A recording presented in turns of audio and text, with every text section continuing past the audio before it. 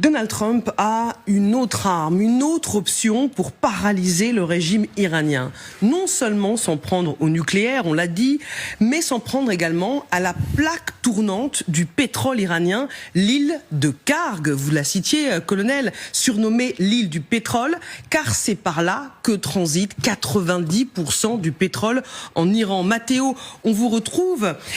Parlez-nous de cette deuxième cible dans le viseur américain. Oui, une cible méconnue de la plupart des gens, et vous la voyez s'afficher sur cette carte. Elle se situe à une vingtaine de kilomètres au large de la côte sud-ouest de l'Iran, dans le golfe Persique. On va d'ailleurs s'en approcher pour mieux la visualiser, cette île de Karg, puisque ce lieu est loin d'être touristique, il est très important. Vous voyez ici ce confetti de 24 mètres carrés qui est aujourd'hui l'un des sites les plus scrutés au monde, puisqu'il abrite le principal terminal d'exportation de pétrole iranien. Et Donald Trump voudrait s'en emparer. Ça, c'est le média américain Axios qui le révèle, jugé comme crédible. Ces suppositions sont pour le moment balayées par la Maison-Blanche. Mais si les États-Unis venaient à passer à l'offensive, ça reviendrait à priver l'Iran de, écoutez bien, 90% de ces exportations de pétrole brut qui transitent sur cette île. Près de 3 millions de barils en sortent chaque jour. Un poumon énergétique et économique. Vous vous en doutez, l'or noir est essentiel pour l'Iran et son armée, puisque sur les 50 milliards de recettes générées par Téhéran en 2024, la moitié est contrôlée par les gardiens de la révolution.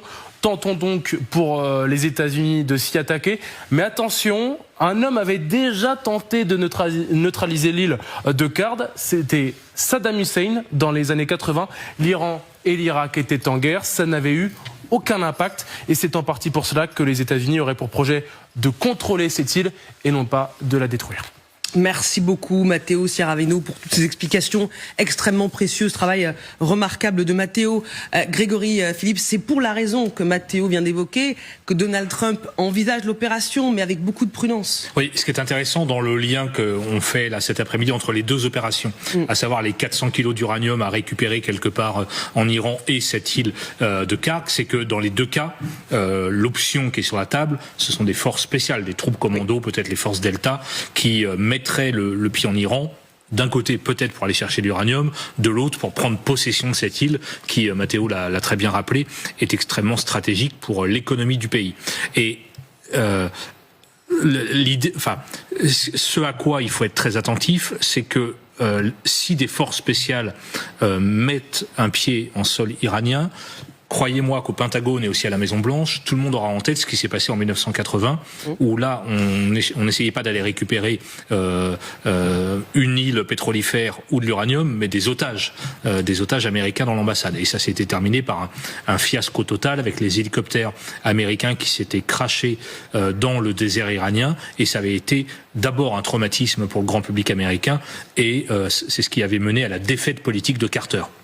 Donc, oui, l'hypothèse que des forces spéciales aillent en Iran pour la première ou la deuxième opération est quand même très risquée, et je pense que c'est ce qu'on est en train de mesurer du côté du Pentagone, mais aussi et surtout de la Maison-Blanche.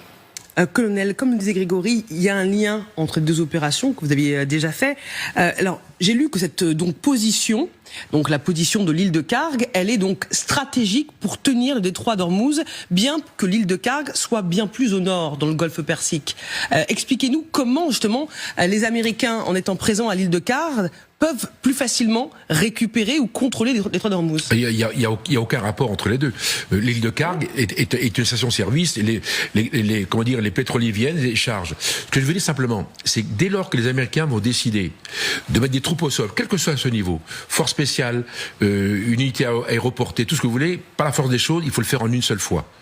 Et c'est pour ça que je pense qu'aujourd'hui, si vous voulez...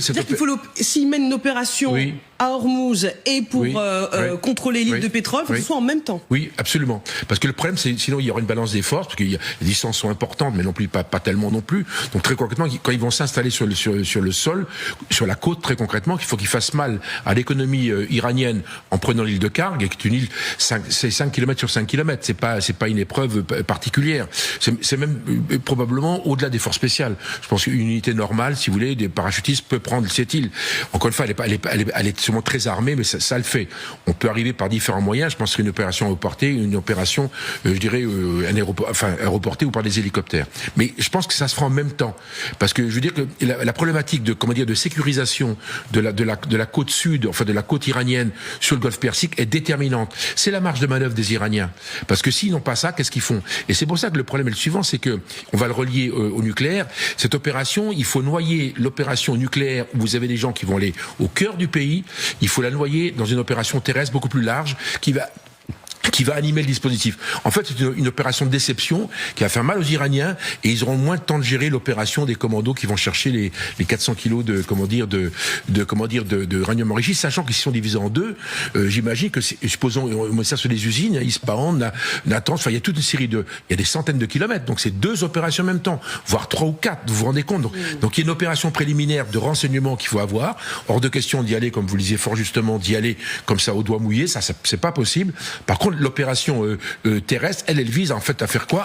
À modifier l'histoire du prix du baril. Il y a deux histoires en une. Il y a l'histoire du nucléaire et l'histoire du prix du baril. Et y aller à Karg, c'est jouer sur le prix du baril.